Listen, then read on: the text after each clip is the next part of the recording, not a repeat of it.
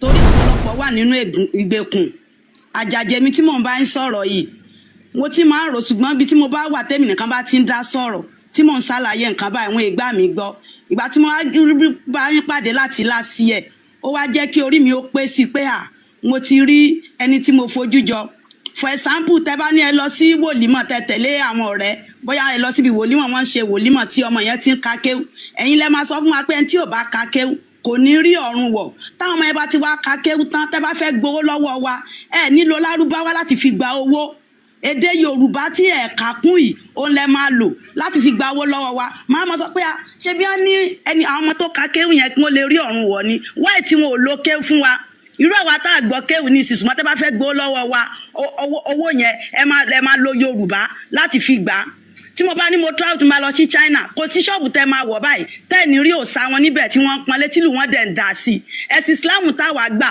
kò mú nǹkan kan jáde láti bí many years tí mo ti ń ṣe Islam tí máa jókòó pànàbí kò gbìjà mi rí ẹnu ìgbà tí mo ń bẹ ilẹ̀ tí mo ń bẹ Ọlọ́run tí mo ń bẹ àwọn òòṣà ni mo ṣe ń rójú tu ara mi ọ̀pọ̀lọpọ̀ wà nínú ìgbèkùn ohun tẹ́ ń ṣe yìí ó sì máa yí ọ̀pọ̀lọpọ̀ ṣùgbọ́n gbogbo ẹni tó bá gbìdì ogun sí yín Olúwa máa dìde ogun sí wọn ni gbogbo ilẹ̀ tí wọ́n bá máa dìde ogun torí ọ̀pọ̀lọpọ̀ ti wà nù gbèkùn àjàjà èmi ẹ tú mi sílẹ̀ ẹ dẹ̀ tú àwọn ọmọ mi sílẹ̀ gbogbo agbọ́n ti change orúkọ wa mo gbàdúrà fún yín aburú kankan ò ní ṣe yín ẹ jọ̀ọ́ ẹ máa bẹ́tò ilẹ̀ ọ̀pọ̀lọpọ̀ ń kúrò nínú ìgbèkùn a ti wà nínú ìgbèkùn jù mo máa ń lọ sí Mẹ́kà mo bá ti Mẹ́kà ló gba àwọn tá a jọ lọ sí Mẹ́kà ọlọ́pàá tún gbénu lé wọn wọ́n tún gbélé mi rẹ́ǹtì ni gbogbo àwọn tó bá fẹ́ràn yẹn lọ sí Mẹ́kà kí wọ́n máa sọ kí wọ́n kówó fáwọn kí wọ́n fi kún òwò wọn àmọ́yà tó ti Mẹ́kà dé tí ò ní lọ síwájú gbogbo tó bá rí tó fi owó rẹ̀ lọ sí Mẹ́kà tó mú owó rẹ̀ tó lọ sí ọ̀pọ̀lọpọ̀ àfà ọ̀pọ̀lọpọ̀ ìṣẹ́ àwọn traditional wa ló máa ṣàdúrà fún ẹlòmíì bíbá tádùá rẹ̀ bá gbà tán instead kó lọ dúpẹ́ fún wọn ó tún máa gbówó yẹn lọ sí Mẹ́kà ó tún máa lẹ̀ sún lọ́pọ̀ ìgbà tó yà ń jẹ́ àwọn ìṣẹ̀dálẹ̀ lẹ́yìn àwọn ní dúró tiẹ̀ tádùá ẹ̀ fi gbà àdúrà ẹ̀ wá gbà tán ibẹ̀ yẹn ló kọrí sí so ẹ jọ̀ọ́ torí Ọlọ́run ẹ má dá ètò ìdúró tó kò sí bógun ṣe máa tó wọn ò ní borí yín lágbára Ọlọ́run ṣe rí ọ̀pọ̀lọpọ̀ àdúgbò tí mò ń gbé ìgbà tí mo kó débẹ̀ wọn ò ní bọ́ ò mo wá mú owó mi mo wá ní àtọ́má tí ń tọrọ mọ́sálásí pé bọ́ ò mo wá ní kó lọ fún wọn lówó pé mo ṣe bọ́ ò pé ẹni tí wọn ò mọ̀ pé kí wọ́n sọ pé ẹni tí ó mọ̀ gbọ́ sí mi láì kí n máa ṣe nǹkan kí n máa ṣe afẹ́fẹ́ yẹ̀yẹ̀ so gbà tó ṣàpẹ́ sára sẹ́wọ̀n pé àwọn ọmọ tá à ń bí kọ́lọ̀ sànù wa ní àṣírí sàtú pé èmi ni àfáàyàn dẹ̀ mọ̀ mí tí mo bá ní mo fẹ́ lọ síbẹ̀ mo fẹ́ lọ pọn mi wọ́n máa ní kí wọ́n ti omi yẹn ni mo ò ní fún àwọn èèyàn lómi ẹ̀dẹ̀ máa ti omi mọ́bẹ̀ mu ní à ṣé bẹ́ẹ̀ ní ìfẹ́ ni gbogbo wa ni so tí n bá ti wá àdúgbò yẹn ó tún wá kù tá a bá ń sọ ọdún báyìí gbogbo ẹ máa dákẹ́ mo wá pe àwọn èèyàn jọ pé ẹ jẹ́ ká náà tiẹ̀ máa dunnú so a máa drink a máa gbádùn àfáàyàn dẹ̀ pa mọ́ mi lárúdẹ̀ máa wàásù ẹ̀yin tẹ́ ń mu tẹ́ ń mọtí ẹ̀yin tẹ́ ń ṣe ọdún ẹ máa wọná ni ẹ máa ṣe kinní kan ni so kò jẹ́ kí happiness kó wà níbẹ̀ máa ń ṣe lọ síta lọ bá àwọn ọ̀rẹ́ mi lọ ṣe fàájì mọ́kàtẹ́dẹ̀ ń lọ tẹ́ ń pẹran ẹ̀ ń bọ ibẹ̀ náà ni wáyé tẹ́yìn náà máa pẹran fún ṣẹ̀dálẹ̀ yín gbogbo àwọn lẹ́lẹ̀ gan bínú ẹ̀wọ̀n náà tó ń jà yẹn ẹ̀wọ̀n náà tó ń jà wọn ò ní fún iná gbogbo àwọn tó tẹ ilẹ̀ idó tá a fi ń jẹ tá a fi ń mu wọ́n gbàgbé gbogbo wọn báwo lèèyàn ṣe ní bínú ẹ̀wọ̀n náà tó ń jó lẹ́kọ̀ọ́ tó ń fò káàkiri fún gbogbo àwọn bàbá tó jìyà fún wa tí Yorùbá fi ń jẹ Yorùbá àwọn tó jìyà fún wa tí Nàìjíríà tí ilẹ̀ Yorùbá tí a fi ń jẹ gbogbo nǹkan ṣàdúrà fún wọn ní ṣàjọ̀dún fún ẹ̀dẹ̀ lọ sínú olúlu ìlú wọn ń dá sí lójoojúmọ́ kó mílíọ̀nù lọ tẹ́ bá dé China táwọn ọmọ ẹ bá fi igi jẹun báyìí pé wáyé tẹ́ lọ sùn wọ́n máa ní àwọn bàbá tó jà fáwọn ní tí China fi ń jẹ́ China àwọn ò lè gbàgbé wọn làwọn fi ń lo igi torí gbà tí wọ́n wà nínú igbó tí wọn ò rí síbi tí wọn ò rí nǹkan kan igi ni wọ́n jẹ sọ àwọn fi ń ṣèrántí wọn ìlú wọn dẹ̀ ń dá sí ẹwù ẹ̀sìn kí ni Islam ṣe ṣé skul ni wọ́n dálẹ̀ ni àbí àwọn chọ́ọ̀tì ṣé skul ni wọ́n dálẹ̀ ṣé nǹkan kan ni wọ́n dálẹ̀ tán fi ran àwọn ọmọ wa lọ́wọ́ àfẹ́ tó bá jà fáwọn ọmọ rẹ̀ tẹ́ ẹ̀ bá jà fáwọn ọmọ yín àwọn ọmọ yín kàn máa wà lójú kan náà ni wọ́n máa lójú kan náà ni kò sí tẹ́ ń ṣe fún gbogbo àwọn bàbá yìí láti fi appreciate wọn láti fi dùn wọn nínú ètò máa gba omi ètò máa gba igbá ètò máa fi dúpẹ́ fún wọn there's no anything tá à ṣe fún wọn ìlú kan wà gbọ́rọ̀ gidi ni kò move síwájú gbogbo àwọn tó wá tún sòótọ́ bẹ́yìn ṣe kóra yín jọ yìí tẹ́ ń gbà wálẹ̀ wọ́n tó wá láwọn máa dìde ogun sí ni àwọn ogun ọ̀run máa dìde ogun sí wọn ni.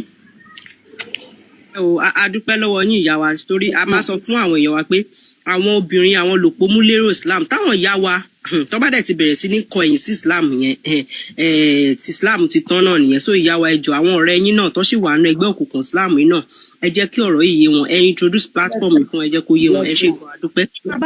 ẹ jẹ́ kí Sheikh wa bá wa mi sálàjà mọ́ mi sálàjà o àwọn ọ̀rẹ́ yín ìyá wa ti di ọmọ aládé. alájà àlejò náà ń pè lálàjà mi sálejò ọmọ bíbí Odùduwà ni mí o ọmọ bíbí Odùduwà ni mí Àlàkẹ́ ọmọ ajíbísẹ̀ ọmọ bọ́gun bọ́ọ̀lù. Abayi yo Yes ma. Congratulations ma. Sheikh Miana Kumula ẹ káàbọ̀. Ìyá wa ẹ máa darapọ̀ mọ́ wa cause mo like energy ẹ bó ṣe hot. Mo really appreciate like àwọn ìyá tí mo fẹ́ máa gbọ́ nìyẹn tí mo fẹ́ máa listen sí kò ṣe wípé ẹ máa ṣe no. Ẹ má lè gbé mi síbi screen ẹ máa rí gbogbo iṣẹ́ tó gbé jáde. Hello sir. Àwọn tí awọ́rú. Ẹ má ti pa kámẹ́rà mi moderator mo ń try láti tan kíní mi sílẹ̀ kó lè load ni. Ní ilé àfà àgbà kan. Mi mọ̀ kan tó ṣe fún mi kò gbé nǹkan wá. Nǹkan tó fi ń tàn àwọn èèyàn jẹ nìyẹn. Àṣírí àwọn bàbá wa ni wọ́n máa fi ṣe kíní wọ́n máa pe àlá sí tó bá ti ka kúlé àlá òsì ló máa ṣiṣẹ́. Bẹ́ẹ̀ ọṣẹ yẹn dẹ̀ máa ṣiṣẹ́ naturally. Ṣé kì í sí babaláwo ní yín ni? Ẹ lè ṣe máìkì yín sí à ń gbọ́ yín ṣe ẹ kalẹ́. Ìjọ tún gbọ́ mi báyìí. Bẹ́ẹ̀ ni a ti ń gbọ́ yín ẹ kalẹ́. Ṣé mọ̀ pé ilé ayé ta wà yìí Yorùbá ló gbọ́n jù. A mọ̀ ìyẹn kọ́lá ìfẹ́ sọ àfà nípa Islam la ìfẹ́ sọ náà ṣe jẹ́. So nípa Islam la sọ ń bíbá ṣe. Ẹni sùúrù. Ẹ̀yin máa píríṣì fún wa ṣe nípa Islam sọ ẹ má bínú. Ẹ̀wọ̀n tẹ ọkọ̀ fi approach. Ẹ má bínú. Ẹni ṣe babaláwo ni mí ni. Ẹ má bínú nípa ẹ má. Ṣé mo tí mo fẹ́ sọ? Àfà ẹ má bínú àbúyín mo ṣe ní kẹ ẹ má bínú nípa Islam là ń sọ. So ẹ má bínú pa àyẹn sọ lè tẹ̀síwájú. Ẹ máa gbọ́ the only advice dem kan máa fún yín òun ni pé gbogbo lè tàn ṣe kò ń ṣe pé bóyá àwa ń bínú sí ẹ understand inú ayé la wà ṣe ń gbọ́ ẹ má fi èébú kún nǹkan tẹ́ ẹ ṣe kẹ́ lè survive. Mo ti bẹ̀ yín pé kẹ́ má bínú àfà ẹ̀kan ẹ̀sán ẹ má bínú mo ti bẹ̀ yín. Gbogbo ilé náà ló ní kí bẹ̀ yín ṣẹgbẹ́ mọ́. So ẹ lè sáré máa sọ̀rọ̀ kẹ́ máa èmi ọmọ Yorùbá lèmi ẹ understand. Àfà ṣe máa jẹ́ ká mú ìkúrò ẹ má bínú sẹ́ àti bẹ̀yìn ní táìmù ẹ má bínú ṣẹgbọ́. So ṣe fẹ́ bá a dá sétò ní à ń ṣe nípa Islam là ń ṣe. So à ń sọ nípa Islam. Kí ni program 10? So nípa Islam là ń sọ. So èmi fẹ́ béèrè nǹkan ẹ jọ ṣé ìwòsàn wà nínú Islam bí a Kùránì ní àyà ni ṣé ó ní ìwòsàn tó lè ṣe ṣé ó lè ṣe nǹkan fún yàn ẹ jọ. Ìwòsàn wà nínú Àlùkùránì náà. Ṣé nǹkan kan wà tá lè kà pé bóyá ẹ máa gbọ́. Àfà ẹ ṣé kẹ́ni sùúrù téèyàn bá ṣàárẹ̀ bí ó ń wáṣẹ́ ó ń wá nǹkan kan ìgbéga lẹ́nu iṣẹ́ àbí nǹkan kí nǹkan tó bá ń wá ṣé àyà wà tẹ́nìyẹn lè kà sómi ni sọ́ọ̀ṣì ẹni tó máa ṣiṣẹ́ àbí nǹkan wọn bàbá wa ẹ mọ̀ n fẹ́ kíbẹ̀ yẹn yé mi tó bá wà ẹ lè sọ àyà yẹn fún wa ẹ ṣe. Okay.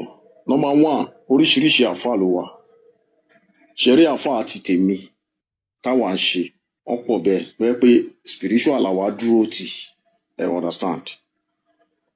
Ṣé mọ̀ fáwọn kan bẹ̀rẹ̀ pé wọ́n ka Kùránì wọ́n kàn ké sí omi bí ìgbàgbọ́ wọn bá wà ń bẹ Ọlọ́run lè lò fún sábàbí wà tún ní ohun tá a lè fi kún Kùránì tábà ké.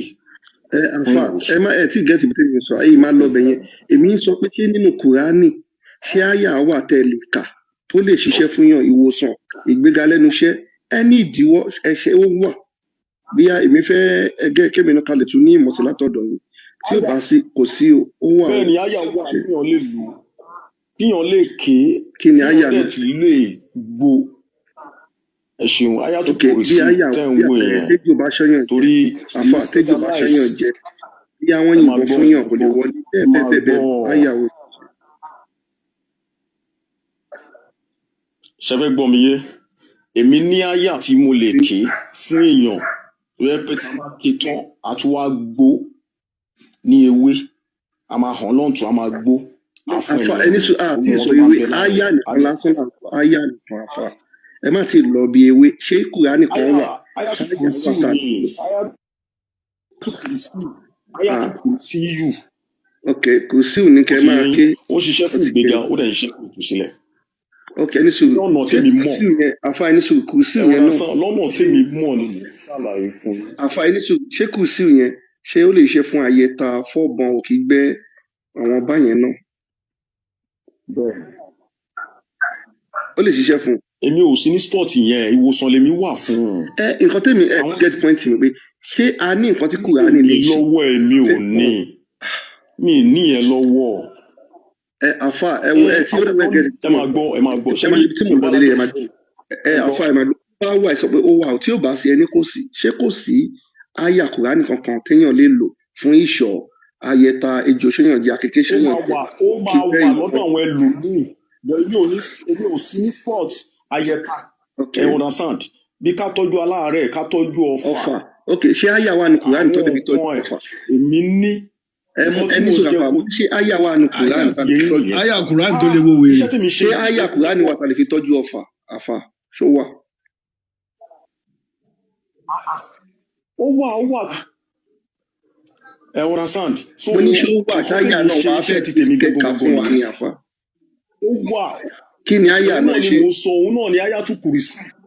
ms ẹjẹ bá gbé kùrìsí kùrìsíù síta kùrìsíù ní kẹ máa kí Kùrìsí, ok. ẹ bá gbé kùrìsíù síta ẹ understand. èèyàn máa lè fún àwọn èèyàn ní wòsàn tó lálẹ́. tẹ bá ké bóyá ké fún. sport tèmi wà ni mò ń ṣàlàyé fún yín. sport tẹ wà tẹ ṣáàlẹ̀ ń lo kùrìsíù a fẹ́ yẹ̀ wò ní a fẹ́ wo kùrìsíù yẹn ká wo nǹkan tó wà ń bẹ ká lè wo nǹkan tó lè ṣe. ẹ máa mísì ẹ mọ nǹkan ni yóò ṣé mo ní ẹkọ máa kà á ẹ máa kà bí báwo ẹ máa mísì ẹ mọ nǹkan ni àwọn nǹkan tí ẹ máa mísì ẹ mọ lẹ́yìn máa béèrè lọ́wọ́ mi. ok edwin náà fọ́ ti yé mi ó túmọ̀ sí kùrìsíù yẹn nìkan kọ́ a máa tún mísì ẹ mọ bí nǹkan lẹwà àbí bí nǹkan sáwùdí. èèyàn lè jẹ ráìsì bẹ̀rẹ̀ fún lásán ni láì kúkú ẹ àbí láì fatasi ṣó àfa pọ́sibú.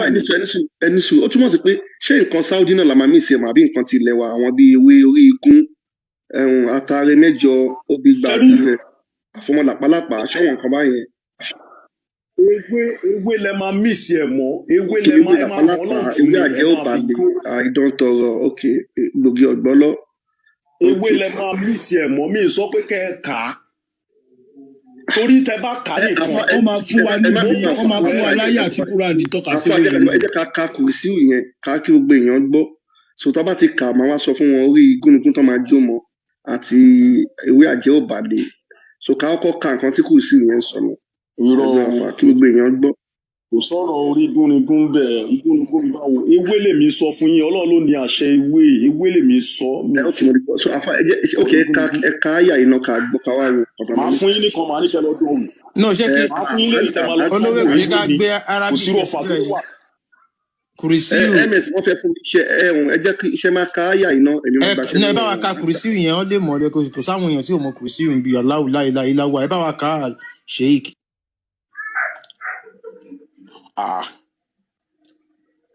àti kakọ́ ni problem jáde ń bẹ̀. àfa tẹ bá ẹ máa gbọ́ nǹkan tó fẹ́ ṣe rere tẹ bá ti kà á ẹ mú gbogbo àwọn táwa ń bí ó dà pé ẹ̀wọ̀n ẹ̀ tí gẹ́ nìkan yẹn àwa fẹ́ kọ́ mọ̀ pé nǹkan tí àwọn kan mọ̀ pé wà nínú Quran ṣẹ̀gẹ̀ tẹ́yìn wa ti sọ fún wa àti ìgbọ́rí pé ìwòsàn wà nínú Quran láti dẹ̀dà tí ó ka Quran bọ̀ tẹ́yìn bá ti wá fi hàn wá lé nísìn ó máa lè jẹ́ ẹ̀rí pé agbára náà bẹ nínú ẹ̀ so òun la fi ní kẹ́ fún wa so ẹ jọ ẹ lè ṣe bá wa kà ẹ ṣe. kò sí problem àmọ́ nǹkan tí mi jẹ́ kó yé yín ni pé ẹ máa háàdì ewé mọ láti fi gbó tó bá yẹ pa láàárẹ̀ ẹ lè fẹ́ fi tọ́jú. bẹ́ẹ̀ ni a máa ṣe ẹyẹ ká tó máa sọ tewé yẹn fún ẹ ṣe. A'udhu billahi minash shaitani rajim. Bismillahir rahmanir rahim. Bismillahir rahmanir rahim. Allahu la ilaha illa huwa al-hayyul qayyum la ta'khudhuhu sinatun wa la nawm. Lahu ma fis samawati wa ma fil ardi man dhal ladhi yashfa'u illa bi'iznihi.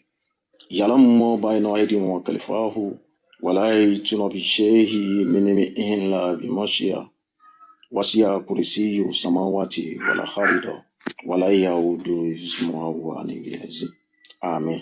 ọba lọmọ ẹ má gbé kíní yẹn sí. Náà.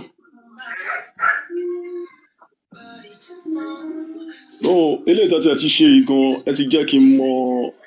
So nísìnyí wọ́n ti ka kùrìsì yẹn. So ẹ yẹ ká ka ìtumọ̀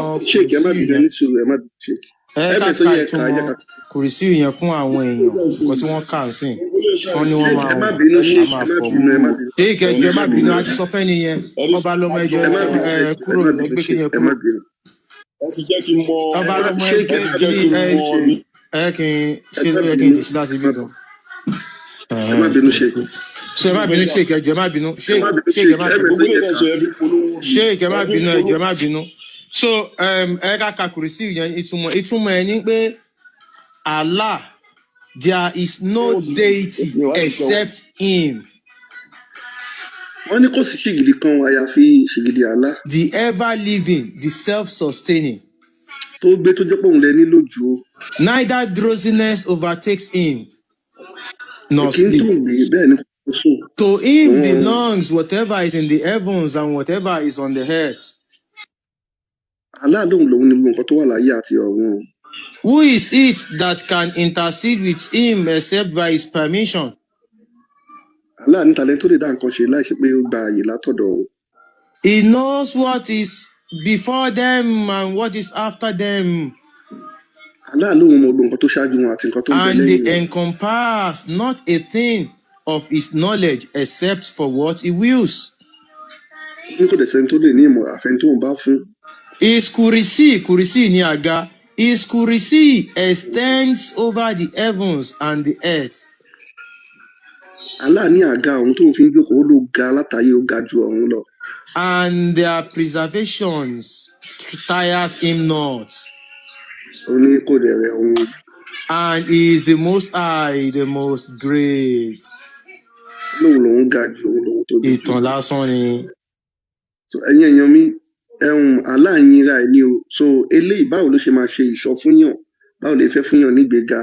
Báwo ló ṣe fẹ́ yọ ọfà? Báwo ló ṣe fẹ́ yọ owó ejò? Bóyá wọ́n ṣàṣìyàn lójú oorun, báwo ló ṣe fẹ́ yọ májèlé? Kí ló fẹ́ ṣe? Aláàkàn yínra bí kíkan dúró kí máa kíra mi àbí kí máa kí àkànbí ọlọ́ba, ọmọ olódòdẹ, ọmọ ṣákí, ọmọ àṣàbàrí, ṣákí. Ẹ get nǹkan tí Allah ń ṣe ń bíbá yìí nìyẹn.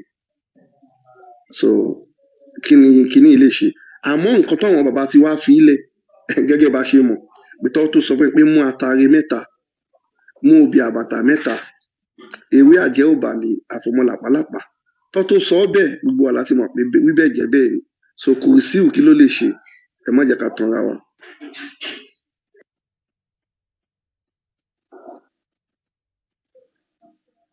Gbóhùn sókè. Àdè ewé àtegbò tẹ ní a máa fi kún inú àyà o láti lè rí kábọ̀lá láti júwe ewé àtegbò yẹn fún wa nínú Quran abadis.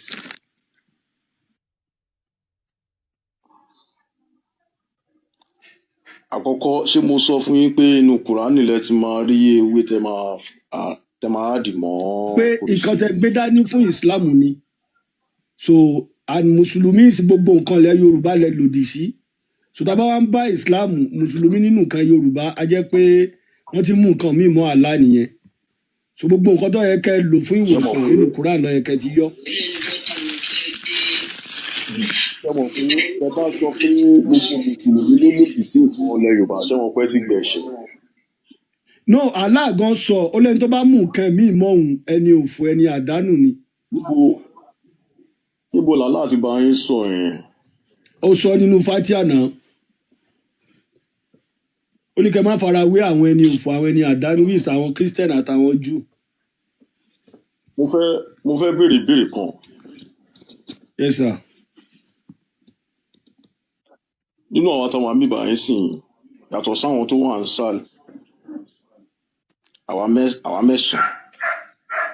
Àwa understand ibi tẹ́yìn lọ. Àwa understand ibi tẹ́yìn lọ. Islam ti yín ẹni sùn Islam ti yín ẹ mú papọ̀ mọ́ ìṣẹ̀ṣe. Ẹ understand ẹ fi ń gba àwọn èèyàn là.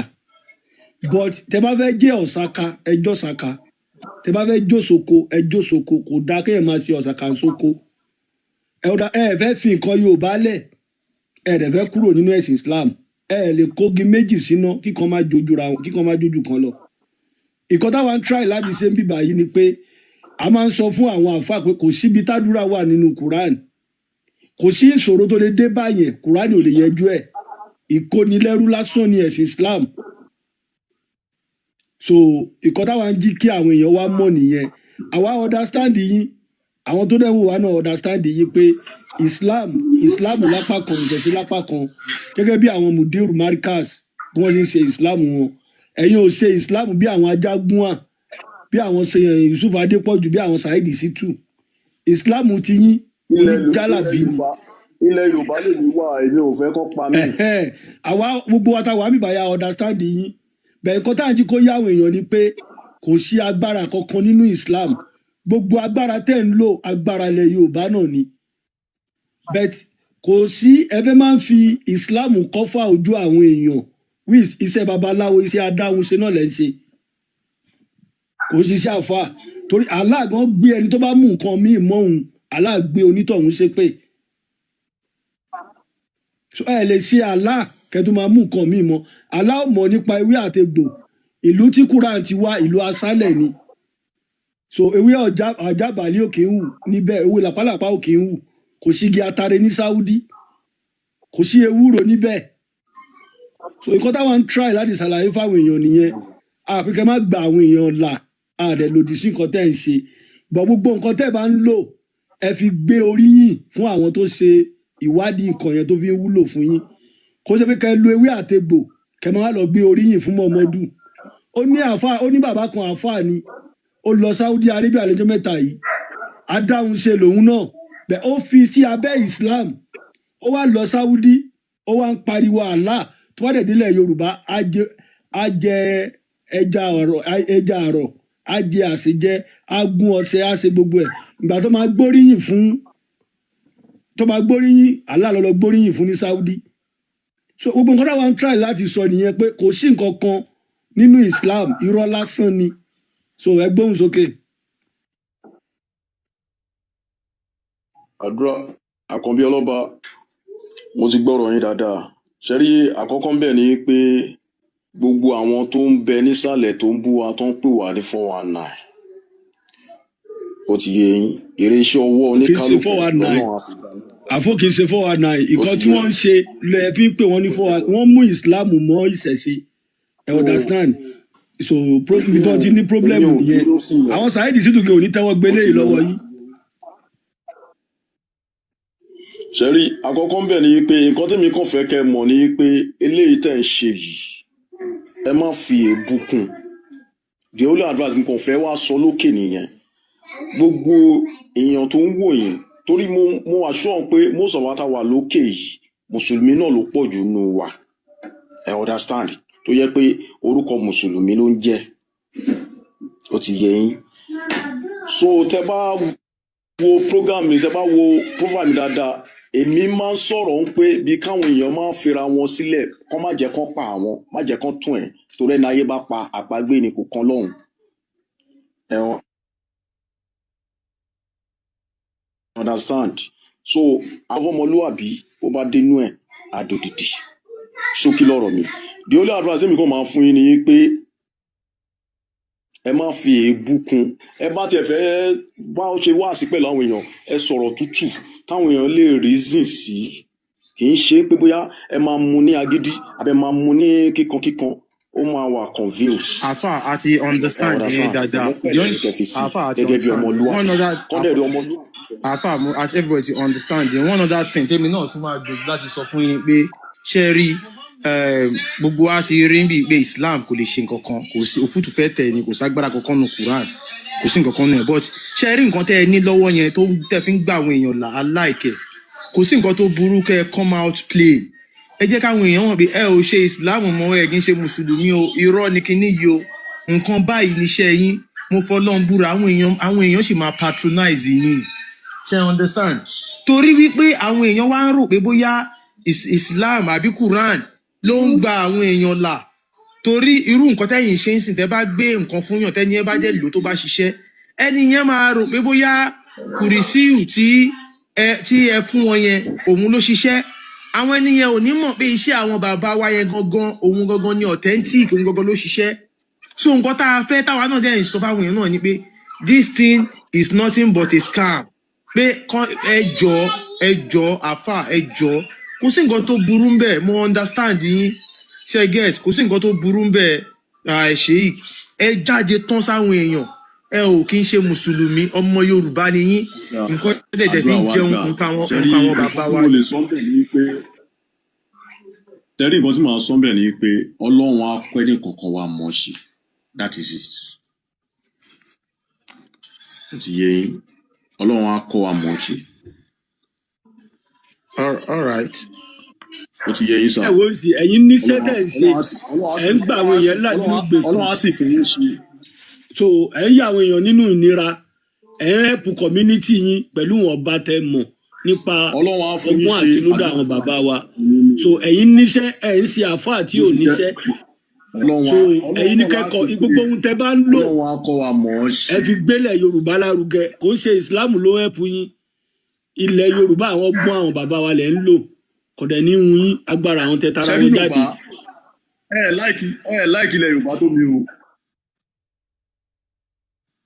láìkí ilẹ̀ Yorùbá tó mi o mi ò fẹ́ ibi tó bá ti ń sọ̀rọ̀ ilẹ̀ Yorùbá ẹni àwọn máa ń jà ń bẹ̀ ni torí mo fẹ́ràn ìlú mi púpọ̀ understand àgàgà ẹni tó bá ń sọ èdè Yorùbá lẹ́nu ó máa ń touch mi mo máa ń nífẹ̀ẹ́ púpọ̀ kò síbi tí mo lè travel lọ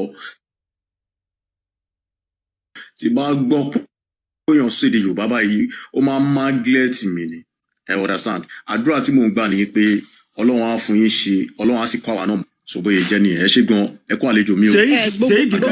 gbogbo ilé ẹjọ́ kí Sheikh tó lọ mọ níbèrè kan fún wọn. mọ́mọ́dún ṣe àìsà fún wa káde ara fi yẹn bóyá kẹ́yìn náà ẹ tún máa lọ jókòó láti túrò.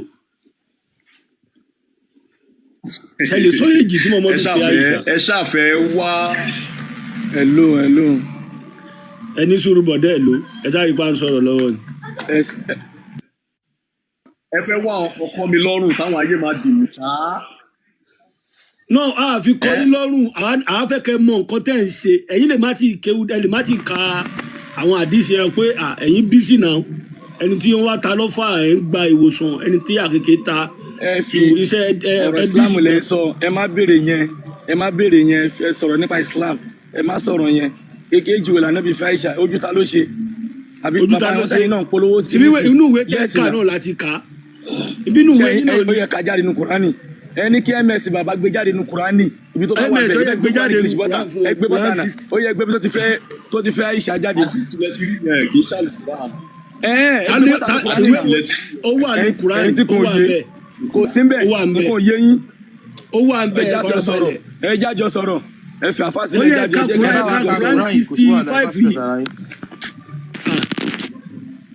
ẹ̀dẹ̀ máa múra kókó bẹ́ẹ̀ lẹ́ gbé jáde ẹ̀ka fúnra yín ẹ̀ka fúnra yín náà ṣe máa àjọ sọ̀rọ̀ ni ẹ̀yin lẹ́ gbé jáde ẹ̀yin lẹ́ ẹ sọ mi tó ti fẹ́ nínú Kùránì kẹ́ sọ èjì ẹ̀ kàṣóńgó kẹ́ sọ àyà kẹ́ sọ súrà tó wà fún mi. ó mà ṣe o. ms bàbá lè bá lọ́rọ̀ ẹni tó bá ní làákàyè tó bá ní ọgbọ́n lèmi fẹ́ bá sọ̀rọ̀. kò sẹ́ni tí ò gbọ́dún yìí lọ bí báyìí kò sẹ́ni tó jẹ́rú ń bí ẹ̀yìn lẹ́sìn ẹ̀. àpẹẹsọ lọ́wọ́ àfáyín mo ti sọ. kò sẹ́ni tí ò gbọ́dún yìí lọ bí. bẹ́ẹ̀ ni kò sẹ́ni tó gbọ́n kò sí ẹni tí ò gbọ́dún yìí lọ. gbogbo yín nísìnyí ẹ máa gbọ́ gbogbo yín nísìnyí àtàwọn tó wà ní comment section ẹni bá mọ̀ pé ẹni bá ló gbọ́ lọ́wọ́ lọ́wọ́. ẹ má rojọ́ àpè yìí fún wa ẹ̀ka láì ikra. irú èmi ti gbà fún nípa pọ́ọ̀dù mi lọ báyìí. ṣé bẹ́ẹ̀ ilẹ̀ ń gbé bọ́tà. no kò ń ṣe ẹ̀yin là ń bá wíṣẹ́ yìí kì. ẹ̀ka fúnra yín ẹ̀yin lẹ̀ ń gbọ́. kò ń ṣe ẹ̀yin là ń bá wíṣẹ́ yìí kì. ẹ̀ka fúnra yín Ayọ̀mídé là ń bá wí Ayọ̀mídé. ẹ̀ka fúnra yín. ẹ̀ka ikra náà ilẹ̀ débi báyìí bá ń sọ̀rọ̀ lọ́wọ́ ẹ bẹ̀rẹ̀ sí ní ìtajà gbàgbó kò sínú Quran mo náà láti gbé jáde. mo ti wà bí látàárọ̀ náà mo ti sọ̀rọ̀ níta. ok sir mo ti wà bí látàárọ̀ mo ti gbọ́. a máa sọ̀rọ̀ létà. gbogbo bẹ́ẹ̀ ṣe ń bá àfa wì. ok báwo yàn ṣe ń bú àfa ẹ̀yin ò sọ̀rọ̀ ń pa yẹn. kò sẹ́ni tó bú àfa ní 419. kò sẹ́ni tó bú àfa ẹ lọ comment section na. ẹ bí comment section yín. ẹran sọ yín ibi tó ya ẹka kura yìí èwo lẹjọ náà. ó gbọ́ òyìn dẹnu bá fà ọ́n bè lọ́wọ́ yín nínú comment section pé kò sí ohun tó kàn yín. ẹ jẹ́ ká drop ẹ ní mo kí gbogbo ilé àráyé ẹjọ́. hello. a ní kó ká kura yìí o kàn ń rojọ́ sàpè ọ́ fún wàásì ni. àkọ́kọ́ náà kùránì tẹ gbé sókè yìí kò sọ̀rọ̀ nípa ìgbéyàwó nípa divorce ni nípa divorce ni àyà yìí ń sọ so kò ní ìbátan mọ́rọ̀ tẹ́ ń sọ rárá. ẹ ṣe sùúrù àfa kọ́ńdù ẹ ṣe sùúrù so àfa òkè yẹ tí wọ́n ti mọ̀ pé ẹ̀lẹ́ka kùránì bóyá kẹ́yìn sọ̀kalẹ̀ náà káwọn àfa àwọn ṣèyíkì tó mọ kí wọ́n wọlé. àdìsí òkè ń ṣèwé yín ni. kí lẹ sọ àkàbí. mo ní àdìsí òkè ń ṣèwé yín mọ́ báyìí. Quran tiẹ̀ ni so baba kọ́dù ẹ̀yẹn sí gbòǹgbò yín kẹjẹ ká sọ̀rọ̀. Quran lélẹ́yìn mò ń béèrè lọ́wọ́ wọn ni pé àdìsí ò kì í ṣèwé wọn mọ́. naam ṣé ẹ fẹ́ ká sọ̀rọ̀. so now baba kọ́dù adé di méjì ká tó sọ̀rọ̀ ẹ jọ̀ọ́ nítorí Ọlọ́run mo fẹ́ bẹ̀bẹ̀ kan ká tó sọ̀rọ̀ ẹ má jà béèbù nítorí Ọlọ́run. kò sẹ́ni tó ń fún ní ẹ̀sìn mi èébú tẹ̀yìn ti búlẹ̀ Yorùbá látijọ́ yìí sá lè dá padà fún yín tán ni ẹ̀yin dẹ̀ máa bẹ̀rù èébú tẹ̀ ti bú àwọn bàbá wa láìsí ẹ̀yìn láìròyìn èébú mẹ́rin la fẹ́ bú ilé kọ́fà ẹ̀. anybody ọba bàbá yín ẹjọ ṣe ẹ lè jẹ kí n sọ̀rọ̀ tó yọ lọ. ọmọ máìkì yín ṣe ẹ̀ ní kọ́sìtì ti bú ilẹ̀ Yorùbá tẹ́lẹ̀ rí kọ́fà ẹ̀ ni ẹ̀yin máa sáfẹ́ èébú ta ló bú yín bí báyìí. wọ́n sọ̀rọ̀ lọ́wọ́ ẹ̀ máa tan mic ṣé ẹ̀ mọ TikTok ń lò ní abẹ́ ẹ̀ mọ bọ́n ṣe máa ń dákẹ́ láwùjọ. ẹ bá máa sọ pé èébú tẹ bá gbé èébú a máa bú yín. tẹ bá ti fẹ́ jẹ́ kí n sọ̀rọ̀ ẹ jẹ́ kí n mọ̀ ẹ dákun. bá a ṣe ní gentleman bí báyìí la ní madman bí àwa gan òráyè àgbọ̀n kankan wọ́n ti gé tiwa lọ kọ̀ǹfàmù ni. bàbá kódẹ tẹ bá débì kan at least ẹ bá gòkè mute ẹ jẹ́ káwọn tó sọ̀rọ̀ ẹ dúró kán pè yín bó ṣe máa ń ṣe nìyẹn ẹ jẹ́ kán pé tó bá ti wá pè ẹ wá tan mic ẹ wá sọ̀rọ̀ kò ṣe pé àwọn èèyàn ń sọ̀rọ̀ lọ́wọ́ ẹ wá bẹ̀rẹ̀ sí ní yẹnu sí now ẹ ti gòkè ẹ káàbọ̀ sílé kí o tilẹ̀ Yorùbá ṣé ẹ lè ka Lárúbáwá. bẹ́ẹ̀ni. ok ó yẹ bá wa ka Quran kẹ̀dẹ̀ bá wa tú. ok ẹ ṣeun a'udhu billahi minash shaitani rajim wallahi ya'isna minal mahidi min nisa'ikum in irtabtum fa'iddatuhunna thalathatu ashhurin wallahi lam yahidna wa ulatul ahmal ajaluhunna an yad'ana hamlahunna wa man yattaqillaha yaj'al lahu min amrihi yusra. ó ní ó ń sọ̀rọ̀ tọ́lák bọ̀ ni ọ̀rọ̀ divorce ẹ̀yìn pé nínú suratu tọ́lák náà lẹ̀ ti lọ mú wá ògbà tó wá ń sọ̀rọ̀ divorce bọ̀ ó ń sọ nípa tí obìnrin ìtorí tí bá ní mo kọ̀ lọ tu nísìn ìtumọ̀ yẹn ò lè yé yékéyéké àfi tí ó nìkan tó ń precede bọ̀ so ó nìkan tó ń bọ̀ tí eléyìí fi wá tẹ̀lé so ó wá ní ẹ̀rí obìnrin yín o tó bá ti di pé wọ́n ti kọjá age of menstruation ó ń sọ̀rọ̀ bí wọ́n ṣe máa ń ṣe opó lẹ́yìn tí wọ́n bá divorce tí bí lẹ́yìn tó bá divorce bí wọ́n ṣe ń divorce àti pé bóyá tí ó bá di pé ọkọ kú àbí nǹkan so wọ́n ní ẹni tó bá jẹ́ pé ó ti kọjá age of menstruation ní àsìkò tọ́kọ fẹ́ divorce yẹ ó ní tó bá rí bẹ́ẹ̀ min nisaikum in irtabtum fa iddatuhunna salasatu ashhurin ẹ fún obìnrin náà ní oṣù mẹ́ta before kẹ́ tó lè sọ pé ẹ divorce ẹ kọ́kọ́ ṣe ẹ fún ní ìdá yẹn túmọ̀ sí pé ìmá lọ sọ fún pé anti talaqatun mo ìṣe mọ́ o mo ìṣe mọ́ yẹn láàrin oṣù mẹ́ta ni wọ́n ní wallahi lam yahidna àkọ́kọ́ yẹn nìyí tó bá jẹ́ pé ó ń ṣe menstruation lọ èyí tó bá jẹ́ pé kò wá ṣe menstruation mọ́ wa ulatul ahmal ajaluhunna an yad'ana hamlahunna àwọn èyí tó bá ti jẹ́ pé wọ́n ṣe menstruation mọ́ wọn nídìí oṣù mẹ́ta ìtọ́jú oṣù mẹ́ta yẹn láti lè fi mọ̀ bóyá ó lóyún àbí kò lóyún before kó tó lo divorce ẹni láàrin oṣù mẹ́ta oyún á ti hàn á ti mọ̀ pé ẹni lóyún so kò ní lè divorce ẹ lásìkò yẹn á jẹ́ kó bímọ kó má kọ́ ọmọ máa wá padà wá di ọmọ àlè ni wọ́n ṣe gbé kalẹ̀ bẹ́ẹ̀ ó wá ní tẹ́ ẹ bá ṣe bẹ́ẹ̀ wá máa yẹ tẹ́kì lọ́ha ẹni bá páyà ọlọ́run nínú yín yẹn jẹ́ Allahu min amrihi yusra ọlọ́run yóò ṣe eléyìí fún ní ìrọ̀rùn. àwọn wàláì yẹn àwọn wo ni. obìnrin ló ń wàláì it is a pronoun ó refer sí àwọn obìnrin kò jù bẹ́ẹ̀ lọ. àwọn obìnrin wo. ó ń sọ̀rọ̀ nípa obìnrin ní pé tí a bá fẹ́ divorce obìnrin àwọn obìnrin yìí tẹ́ fẹ́ divorce yìí o. how many category obìnrin ni wọ́n bá sọ̀rọ̀ ń bẹ̀ yẹn. category méjì ni. no ẹ tú kà dáadáa. àwọn mẹ́ta ni ẹ tú wò dáadáa. àwọn wo lẹ́lẹ́kẹta mà.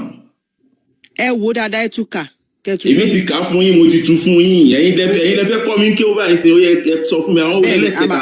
a máa kọ́ yín kí ó lè kí ó tilẹ̀ Yorùbá. ó yá. tẹ́ bá wo nǹkan tí Allah subhanahu wa ta'ala tó ń sọ ń bẹ̀ yẹn àwọn kàtígórì obìnrin mẹ́ta ló ń bá sọ̀rọ̀. àwọn kàtígórì àkọ́kọ́ àwọn obìnrin tó ti dàgbà tí wọn lè ṣe nǹkan oṣù mọ́ bóyá wọ́n ti wọ menopause wọn ò rí nǹkan oṣù àmọ́ àwọn obìnrin yẹn. then ó wá sọ tẹ̀síwájú ó ní àwọn kàtígórì obìnrin kejì àwọn ọmọ píníṣín àwọn tí wọn ti máa ṣe nǹkan oṣù ìyẹn làwọn kàtígórì kejì. ẹlẹ́kẹta ó wá ní àwọn obìnrin tó lóyún sínú tẹfẹ́ kàn ńlẹ̀ ìyẹn àsìkò àti tẹ máa fi dúró fún yẹn ìgbà tán bá bímọ ìyẹn nílò 3 months. ẹ má jẹ́ ká get it wrong. ẹ hold on obìnrin yẹn mo lè tún jí ní ìpàdé fún yín ní language by language lẹ́yìn ọ̀sán kan. hold on àwọn obìnrin tó lóyún yẹn ó lè possible pé oṣù kan ni wọ́n fi lóyún that means ní láti ka 3 months ìyẹn tẹ́ máa fi dúró fún wọn that means ìgbà tó máa bímọ. so ibi táwa wá fẹ́ wá ta fẹ́ yànnàná nínú àyà yìí ni wípé àwọn ọmọ píníṣín tí ò tí máa ṣe nǹkan oṣù kí lẹ fẹ́ kọ̀ wọ́n lẹ̀ kí ni ọmọ píníṣín wá dénú marriage. Màmá ṣé ẹ máa fún mi láyè kí n yànnàná àyà yìí dáadáa. ẹ máa yànnàná náà lájọ ń ṣe yìí. Naam. Lákọ̀ọ́kọ́ náà kò sí wàláì lam yahidna tí ó wà nù àyà yìí ni pé àwọn obìnrin tó ṣe nǹkan oṣù mọ́ kì í ṣe ọmọ píníṣín kò sọmọ píníṣín nínú ẹ̀ nínú nǹkan tí a fi ń kọ́kọ́ ṣe nínú nǹkan àkọ́kọ́ tí a fi mọ̀ pọ́mọ yìí tó lé ọkọ lọ òun ni albulug maturity and maturity ọmọ obìnrin ó bẹ̀rẹ̀ láti orí pé ó ń ṣe nǹkan oṣù ọmọ tí ò báyìí tí ní bulug kò sí ohun tó sọ pé kọ́mọ náà kò kí ní bó ṣe ó lè lọlé ọkọ nínú ṣẹ̀ríà Islam. ṣe lè fún mi láwọn scholar tó bá kìíyàn pé ọmọ yẹn ó gbọ́dọ̀ bàlágà kó tó lọlé ọkọ. ẹ sọ pé àwọn èèyàn ò sí nínú àyà yìí ò bọ̀ ẹ tún bring ẹ ṣe pé ẹ ń tanra yín jẹ nìyẹn. ẹni sùúrù. ẹ mọ̀ ẹ̀yin dúró sí àwọn méjì ni Allah ń bá sọ̀rọ̀ ń sìn. bẹ́ẹ̀ni àwọn méjì ni Ọlọ́run sọ nínú àyà yìí. àwọn méjì lẹ́yìn dúró lé lórí ìsìn báyìí ṣé àwọn mẹ́ta ni wọ́n ti dà á sábà àwọn méjì ní lọ́dọ̀ yín. àwọn méjì náà ni mò ń sọ fún yín pé wà lámúyẹ̀hídínà àwọn tí ó ṣe nǹkan oṣù yẹn kò túmọ̀ sí ọmọ píníṣín. ṣé mo sábàbù nùzú ẹ. mo sọ fún yín pé Ọlọ́run sọ̀rọ̀ nípa tọ̀láàkì. no Ọlọ́run kan ló sọ̀rọ̀ aláṣẹ. tàfsírì ẹgbẹ́ tàfsírì jáde fún wọn kí bàbá wo tàfsírì. òun náà mo fún bẹ́ẹ̀ lọ́wọ́ pé ṣé wọ́n mọ sábàbù nùzú ẹ̀ ṣé mo sábàbù nùzú táyà ti ṣèkà. tàfsírì yàtọ̀ sí sábàbù nùzú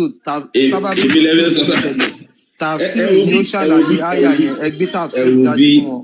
ẹ wò bí ṣe rí àyà Kùránì nínú tafsir a ní tafsirul aya bil aya tafsirul Qur'an bil Qur'an ìtumọ̀ ẹ̀ ni wípé àyà Kùránì ó máa ń túra wọn and aya ilé ìtẹ́gbé wà yìí ó nìkan tó ń precede bọ̀ ó nìkan tó wà before ẹ̀ so tẹ́ ẹ bá dẹ̀ fẹ́ gbọ́yé àfi kẹ́ follow àwọn aya yẹn ní bó ṣe tẹ̀léra wọn.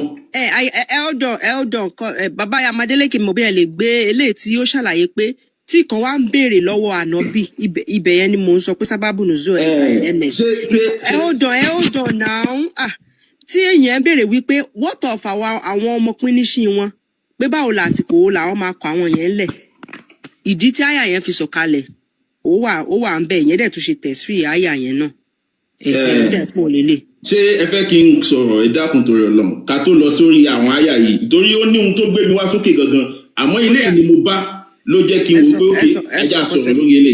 ẹ sọ nǹkan tẹ́ fẹ́ sọ kó dẹ̀ jẹ́ nǹkan tá à ń discuss yìí.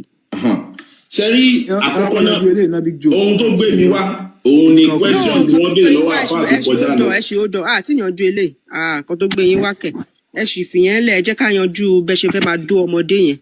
So ẹ wo bí ṣe rí gbogbo ilé ìtẹ́fẹ́ṣe yóò lè yanjú nǹkan ilé ìtẹ́fẹ́ṣe yóò lè yanjú ọ̀rọ̀.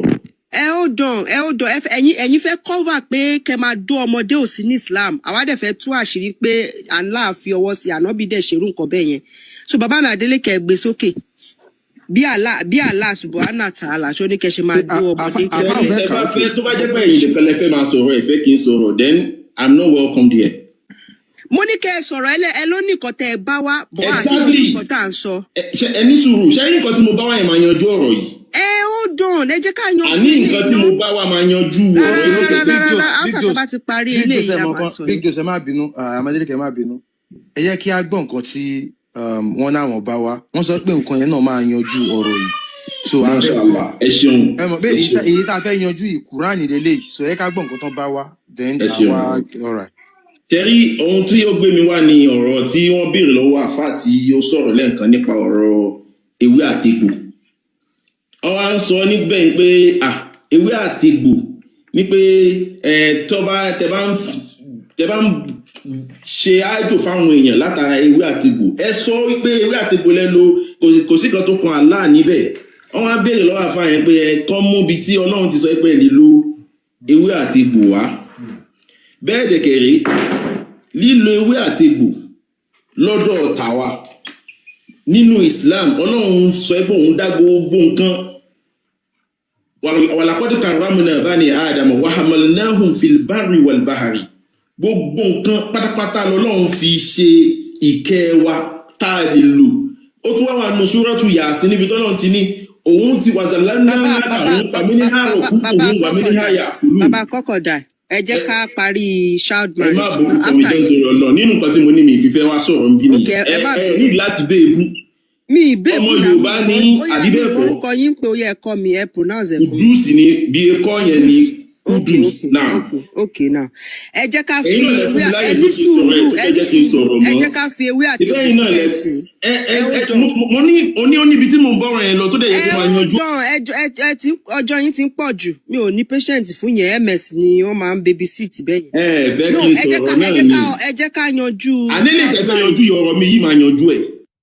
Àlẹ́jọ́ yín kọ́ ẹjọ́ kọ́ la wá rò bí a máa padà sórí ewé àtegbò first ẹ jẹ́ ká kọ́kọ́ parí child marriage yìí ná bí ẹ ṣe lè máa dó ọmọdé nínú Islam. Àlẹ́ mi wá ń sọ fún yín pọ́nrọ̀ ilé ìmọ̀ yanjú ilé ìtẹ́jú wa.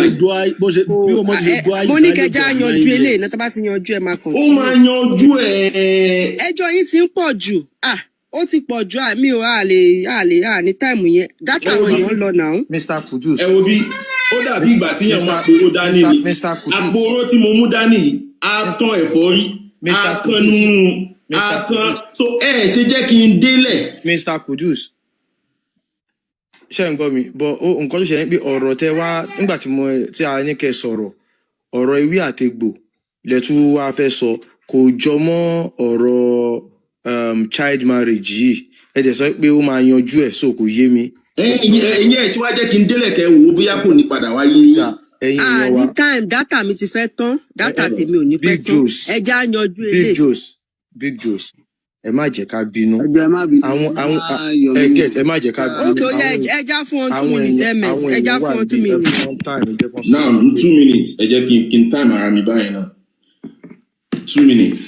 So now nísìnyí ọ̀rọ̀ mi ni wípé àkọ́kọ́ náà ogun tó ń bá Islam lórí ìtorí mo rí pé hadith lẹ́fẹ́ lọ mú wá fún mi ṣẹ̀dẹ̀ rí hadith lọ́dọ̀ àwa kan a fi taratara gba gbogbo ọ̀rọ̀ nú hadith adẹ̀nídìí ọ̀rọ̀ tó bá ti jẹ́ kó wá sọ̀rí hatan láti inú Quran wípé Ọlọ́run sọ ọ́ báyìí nínú Quran a fi gbogbo ara gba ọ̀rọ̀ hadith ìdí dẹ̀ ni wípé lójú ayé ànábì gangan Ọlọ́run wọn nà ànábì nípa àwọn mùnáfìkì tí wá wà tipẹ́tipẹ́ ní Islam tó yẹ pé àìmọye nǹkan láti twist òun náà lọ twist dórí ọ̀rọ̀ wípé ọ̀rọ̀ ewé àtegbò ìtorí ewé àtegbò lọ́dọ̀ tiwa the only thing tọ́lọ́run ò fẹ́ ni kéèyàn forí balẹ̀ fún nǹkan míì lẹ́yìn òun àmọ́ pé ká mú ewé ewúro ewé kinní kan ká lò Ọlọ́run ló dá wọn Ọlọ́run dẹ̀ lóhun dá wọn fún wa láti lò fún anything tá a bá fẹ́ lò fún so àwọn hadith tí wá látọ̀dọ̀ àwọn mùnáfìkì tó yẹ pé wọ́n ti fi tako ọ̀pọ̀lọpọ̀ àwọn ọ̀rọ̀ yìí irú ẹ̀ náà làwọn hadith tó ń mú ọ̀rọ̀ wá nípa pé ọmọ ọdún mélòó kan ní ànábì fẹ́ Aisha irọ́ ńlá ni ìtorí aláwọn nǹkan míì tó fi hàn fún wa wípé Aisha ò sí níye ọmọ ọdún yẹn láwọn ẹ̀rí tó dẹ̀ dájú so àwọn hadith tẹ̀fẹ́ lọ kó wá fún mi èmi ò ní gbà á ìtorí ẹ̀ tẹ́ bá ní ká sọ̀rọ̀ lórí ẹbí gẹ́gẹ́ ká máa tó ogbélé tẹ́fẹ́ sọ yìí èmi ò gbà á tó bá tẹ́ bá ti rẹ́ẹ̀rí mú wá láti inú Quran wàláhì máa gbà lọ́wọ́ yín tó bá ti kí ṣe inú Quran ẹ fà hadith sílẹ̀ so mo ti fẹ́ sọ òjò báyìí ni. Ẹ jọ Mr. Kudus. ms wọ́n ti gúnlẹ̀ o.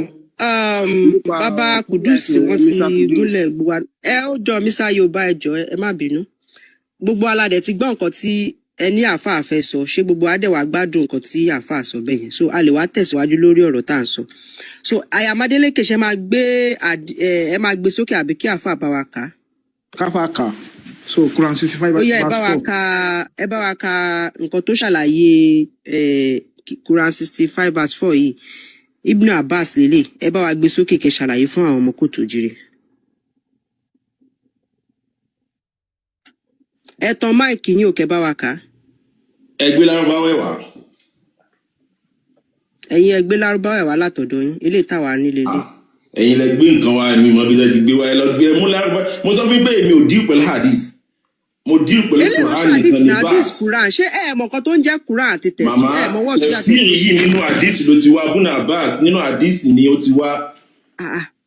Ibn Abbas ṣé ó ní hadith tó ń jẹ́ Ibn Abbas ní ṣe wà ókè ṣá. Ẹ̀ka ẹ̀ má ṣe báyẹn náà. No now ẹ ṣe bẹ́ẹ̀ ẹ má ṣe báyẹn ẹ má ṣe báyẹn mi. Ṣé hadith tó ń jẹ́ Ibn Abbas. Ẹ má kọ́ yín pé ṣé mo wà ókè. Ṣé mo sọ báyìí wà ókè látẹ̀ nǹkan ni. Ẹ má ṣe bẹ́ẹ̀. Nígbà tẹ́ fẹ́ máa pílẹ̀ pẹ̀lú ìmọ̀ láfẹ́ wá ná ẹ bá dẹ̀ fẹ́ mọ ná ìmọ̀ ẹni fẹ́ ná mọ̀ òun ná gidi. So Yorùbá mo fẹ́ ẹ ṣe sùúrù. Ẹ jọ mo fẹ́ béèrè kan. So ms ẹ bá gbé Quran verse ojú screen padà ká bẹ̀rẹ̀ láti bẹ̀. ms àfà ó yá ẹ jẹ́ ká bẹ̀rẹ̀ ẹ rọra máa tú wẹ́rẹ́wẹ́rẹ́ sókè ẹ jẹ́ ká jọ máa lọ.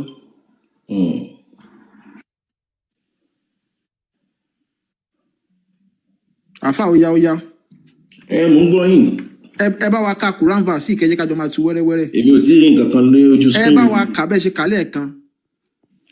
Àní mi tí ì rí nǹkan kan lójú screen mi. ms wà níbi screen náà ó sì ti wà níbi screen ṣé gbogbo ilé orí wọn ni. One screen everybody. Àfà báwo lè ṣe ń ṣe báyìí má ṣe báyìí àfà ó yá. Èmi ń rí lójú screen ti tèmi ni o. So mo rí bíbá inú so ẹ jọ. Èmi ò rí nǹkan kan lójú screen mi ń bí o. Ẹ fi wọ́n lẹ̀ tán wá náà rí kòkò wọn máa tún gbọ́ voice. Ẹ jọ. Mo ń gbọ́ voice. Mo ń bọ̀ ṣọ́ náà wọn ò rí mi ní big screen. Wọ́n láwọn ò rí o Big Joe. All right ẹ kì í ṣe báyìí kí n tún ṣe mo ti gbé Mr. Kudus sí big screen Mr. Kudus ṣe ń ríra yín big screen. Mi ì rí nǹkan kan. Ẹni sùúrù tó bá yẹ pé ti àyà yẹn ni àwọn kan ní mo fẹ́ sá lọ. Ó yẹ wò báyìí ó yẹ tún wò báyìí. Mo ti ń rí báyìí. Tẹ̀sí ń rí báyìí ó yẹ ká. Network ni wọ́n ti ń rí. Ó tún ti lọ bọ̀ màá ṣí àyà yẹn lórí fóònù mi ẹ má wọrí. Èrò ẹ̀kan yẹn ẹ̀yin ni mo gbé sójú screen ẹ jẹ́ kí n ṣe báyìí. Mo rí bẹ́ẹ̀ gbé wálẹ̀ nǹkan mo rí bọ̀ mí. Báyìí nǹkan mo ti dá yín padà síbẹ̀ bóyá báyìí lè ṣe ń fi rí bóyá. Ẹ má wọrí Suratul Talaq máa wá jáde sí mi ìrí nǹkan kan wallahi. Káni mo ní yẹn tí mo lè screenshot sí kọ́ ní pé mi ìrí nǹkan kan I will do that. Sincerely mo mọ̀ bẹ́ẹ̀ parọ́. At least ẹ kálẹ̀ kan yẹn. Mo ti rí sìn. Ẹ ti rí báyìí. A'udhu billahi minash shaitanir rajim. Wallahi ya'isna minal mahid min nisa'ikum. In irtabtum fa'iddatuhunna 3 ashhurin. Wallahi lam yahidna wa ulatul ahmali ajaluhunna an yada'na hamlahunna wa man yattaqillaha yaj'al lahu min amrihi yusra. Mo ti kà. Ẹ bá wa tú kájọ máa tú ọ̀rọ̀ yẹn lọ ẹ ṣe. Ó ní kan tó ń bá bọ̀, ó ní ohun tí aya yìí bá, in fact ó máa dùn mọ́ mi tí n bá tiẹ̀ lọ sí kí n bá bọ̀ láti ibi tó ti ń bá bọ̀ yẹn gangan, so that kò ní miss. Okay. Dákun ẹ jẹ́ kí n. Ṣé ti ṣí Quran yẹn lọ́dọ̀ yín bẹ̀ yẹn? Òun náà ni mo fẹ́ ṣí. But tẹ́ bá ti minimize the TikTok yín ànígbọ́ yín mọ́, so ẹ sáré ṣí. Orí tab mi ni mo ti ń ṣe, ẹ má wọlé. But táwọn afọ́ bá ti fẹ́ ṣe gbogbo ẹlẹ́dẹ̀ tí ń rí yẹ ẹni pé tí wọ́n bá fẹ́ ṣe wá sí níjọ́ ìtúnú àwẹ̀ wọ́n ẹ̀ka gbogbo Quran, but tó bá ti di ojú pé kí wọ́n mẹ́rin jáde ìgbà ilẹ̀ máa gbọ́ pé Quran yẹ orí ẹ̀ ó ti dorí. Ẹni bá ṣe wá sí fún inú ọmọ àfáà yín kọ́là tó ń bá sọ̀rọ̀. Ẹni bá ṣe mo wà ń bì. Ẹ̀yin sì mú tẹ̀sí ti yín. Wọ́n wà ń bì lè sọ kí dẹ̀ máa sọ̀rọ̀. Irọ́ ẹ̀yin kọ́ àfa ó yá ètò iṣẹ́ bá ti débẹ̀ jẹ́ kí n mọ̀. So gbogbo lédè ti rí àwọn àṣírí yẹn pé kò dórí kò dò mọ́ nísìnyí ó ti straight. Tọ́lá. Surah 2. Aya òlélẹ̀. Quran 65 verse 4 là ń lọ. Okay.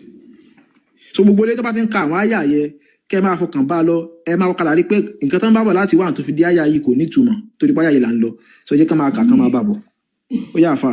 Now bí e sọ lákọ̀ọ́kọ́ pé Suratu Tọ́lá kìíní ń sọ̀rọ̀ nípa divorce wọ́n ní wa yarzuquhu min haythu la yahtasib àtòkè nìyẹn fa iza balagna ajalahunna fa amsikuhunna bima'rufin aw farikuhunna bima'rufin wa shahidu zawa adlin minkum wa aqimu shahadata lillah dhalikum yu'adhu bihi man kana yu'minu billahi wal yawmil akhir wa man yattaqillaha yaj'al lahu makhraja. Now okay, Ọlọ́run sọ̀rọ̀ nípa divorce ni aya ni sura ẹ̀ jáde. Allah ní kẹ́ máa lo àfa Allah. Ọlọ́run mi ni Allah.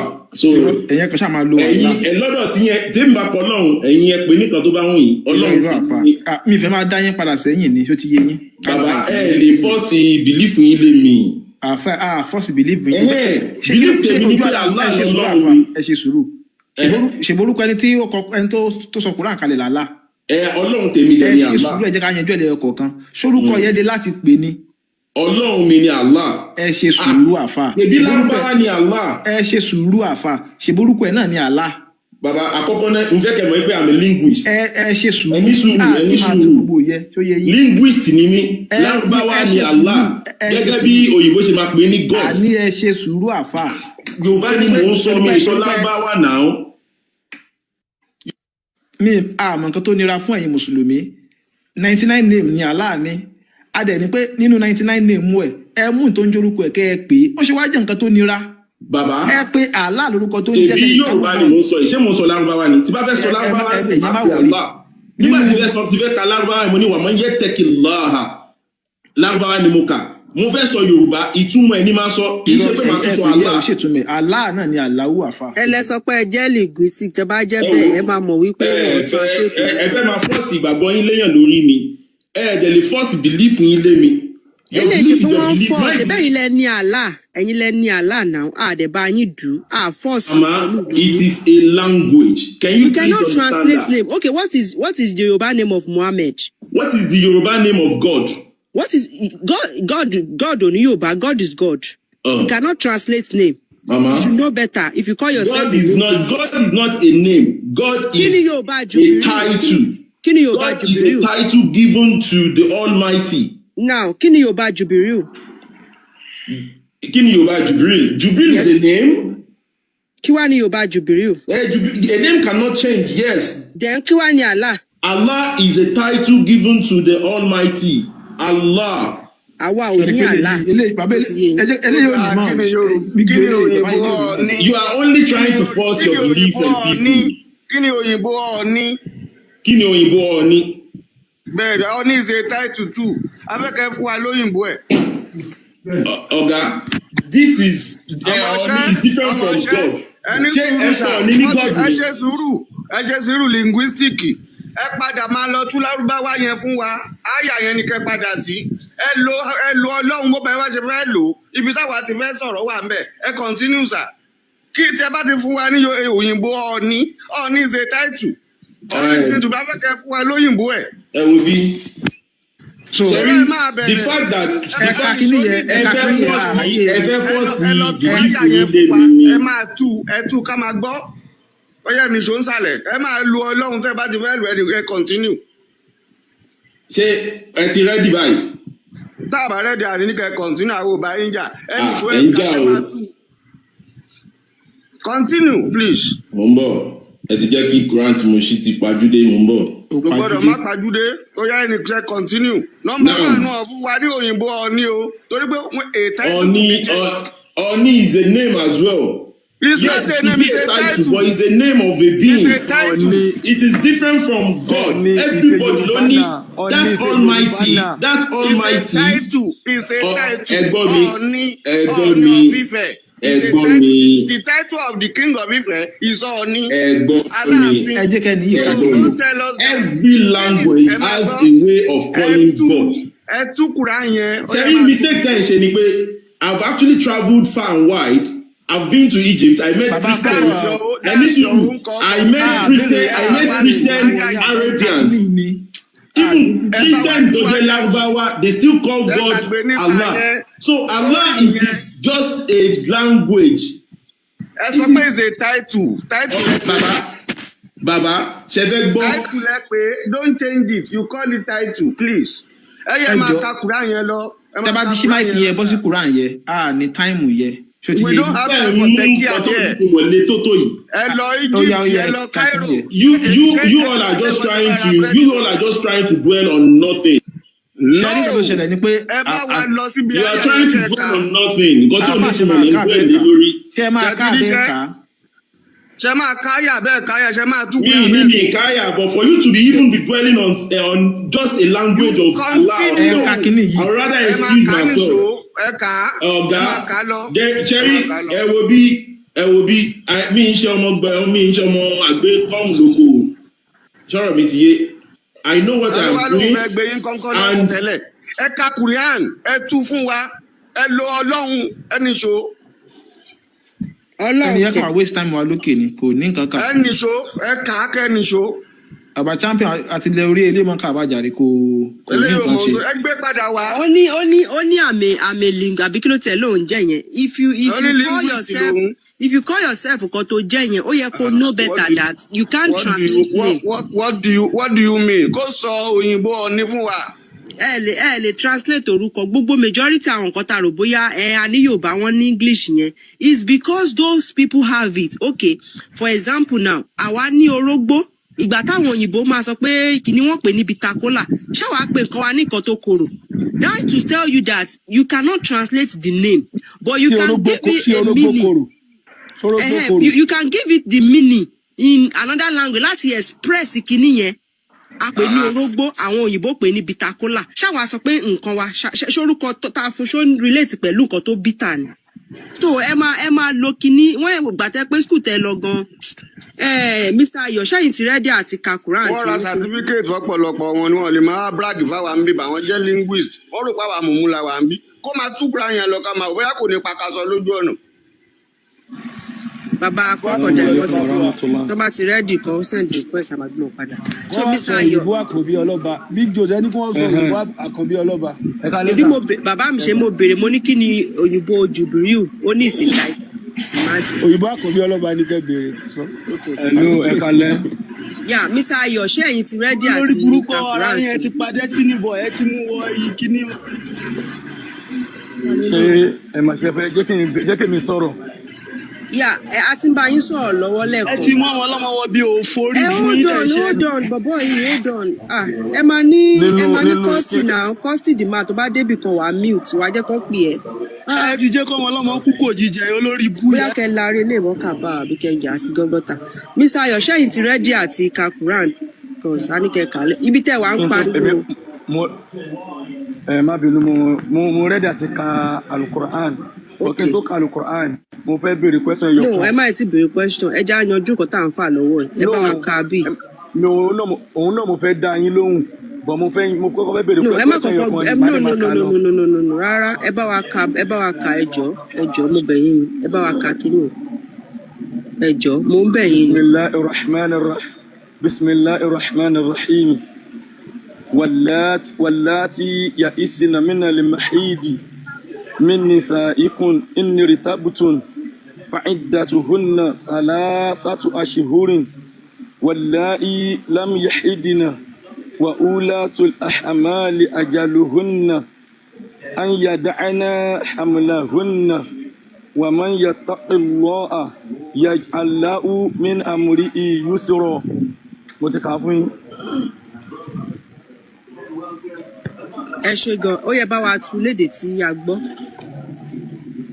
Èmi fẹ́ béèrè question lọ́wọ́ yín. No, ẹ bá wa tú lárúbáwá tẹ ká yẹn. Ẹ bá wa ṣe sí Yorùbá. Ẹ ní sùúrù. Kò kí ń ṣe ẹ̀yin nìkan lẹ fẹ́ máa sọ̀rọ̀. Mr. Yomi, ẹ bá wa tú lárúbáwá yẹn, ẹ bá wa tú. Àwọn ọmọ Yorùbá ò gbọ́ nǹkan tẹ́ sọ. Ẹ ní sùúrù. Ẹ̀yin lẹ fẹ́ sọ̀rọ̀ náà. Mo náà mo fẹ́ sọ fún yín. Ẹ bá wa tú ẹ̀dẹ̀ kí ní sùúrù náà.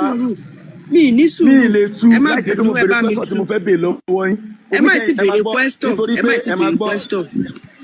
Ẹ bá wa tú lárúbáwá yẹn. Ẹ ní sùúrù.